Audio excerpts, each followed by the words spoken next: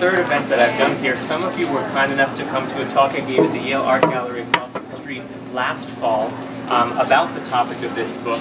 And so I'm not going to go into too much of it, but for those of you who weren't there, I wanted to give you a sort of brief summary of the story behind what is, in fact, the most frequently stolen work of art in history.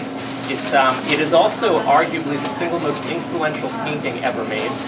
And it's also, one might consider it, the single most coveted object, or desired object in history, which is, of course, a lot of superlatives to throw out at you.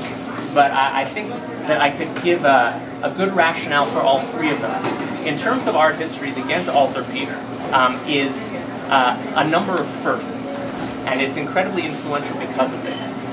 Has anyone been to Ghent and seen it? Got to get over to Belgium. Waffles, beer, French fries, art. It's a monumental triptych. It's 14.5 by 11.5 feet. It weighs 2 tons. It consists of 12 painted oaken panels in an elaborate hinged framework. And the size of it makes it particularly impressive that it's disappeared on so many occasions.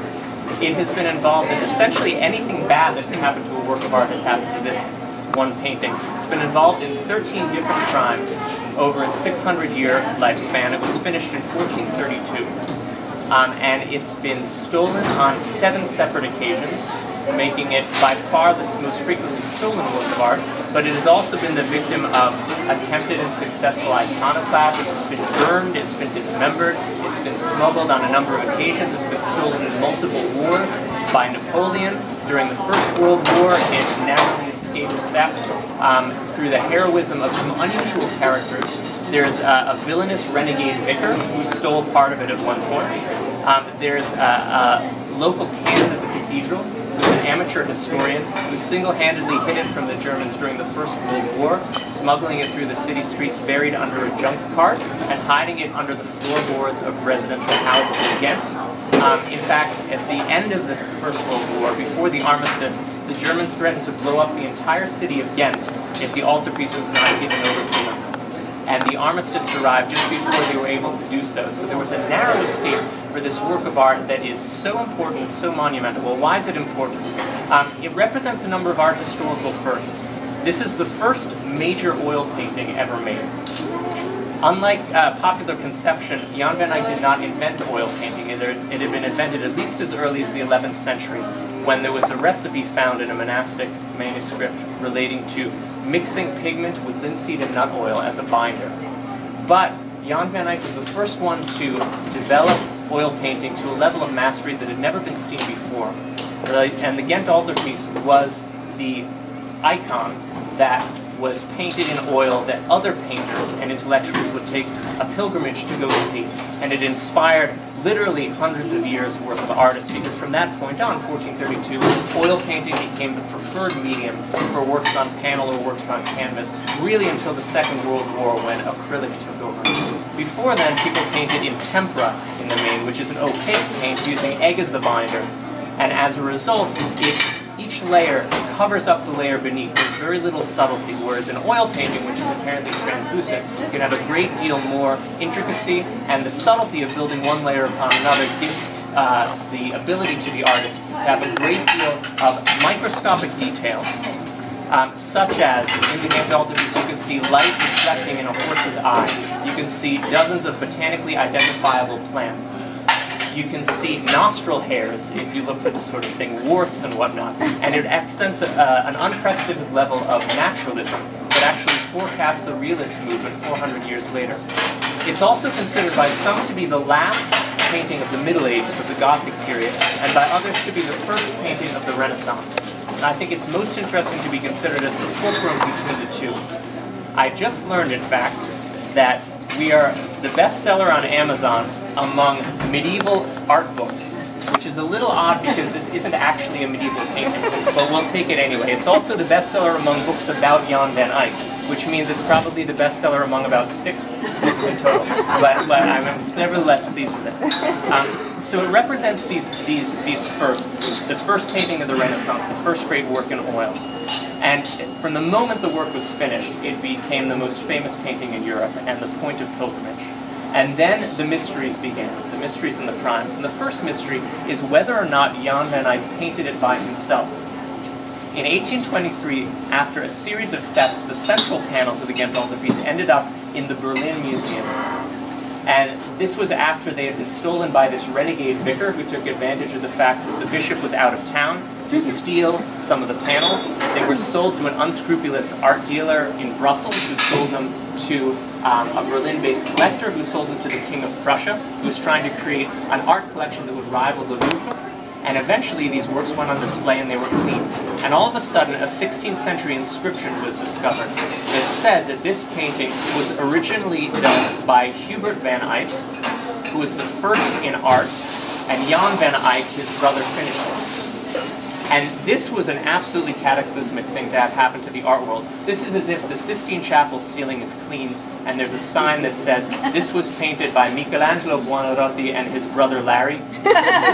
Or the Mona Lisa is clean and it was by Leonardo and Frank da Vinci. It was all of a sudden there was a brand new master artist who no one had ever heard of. And so all of a sudden anonymous works from the 15th century in Flanders were assigned to this new artist who no one really knew anything about. And he's sometimes described as the most famous painter who may have never actually painted. In fact, we found archival information that suggests that there was a painter named Hubert van Eyck living in Ghent at the time. But there's not a single excellent work of art that is definitively attributed to him. And part of the mystery of this book is trying to decipher what role he might have had in this work. And if you look at our history books or guidebooks to this day, about half of them say the Ghent altarpiece is by the Van Eyck brothers, and half of them say it's by Jan van Eyck alone.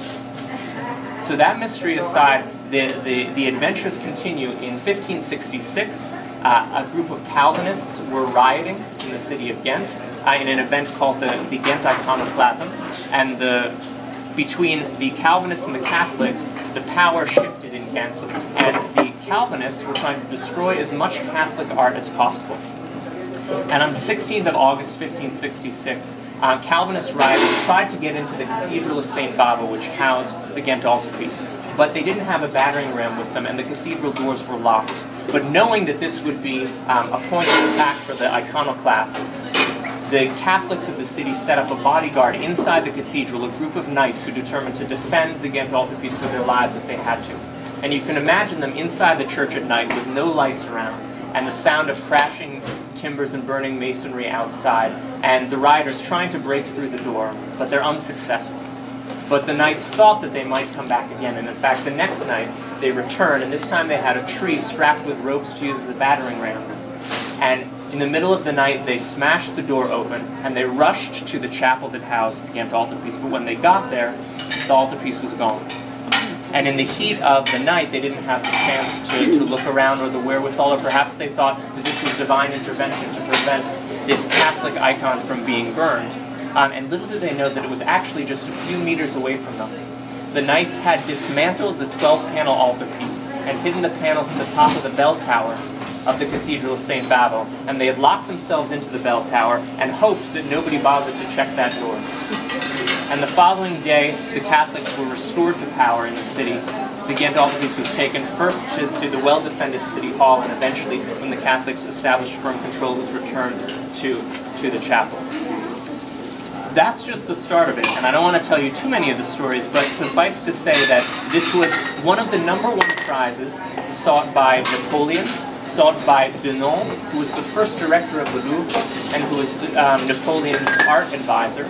And he was trying to create the world's greatest museum at the Louvre, an art historian's fantasy land. And the Ghent altarpiece was meant to be the centerpiece of it. And Napoleon's troops in 1794 stole the central panels of the altarpiece, but for some reason they did not take the two wings of the altarpiece.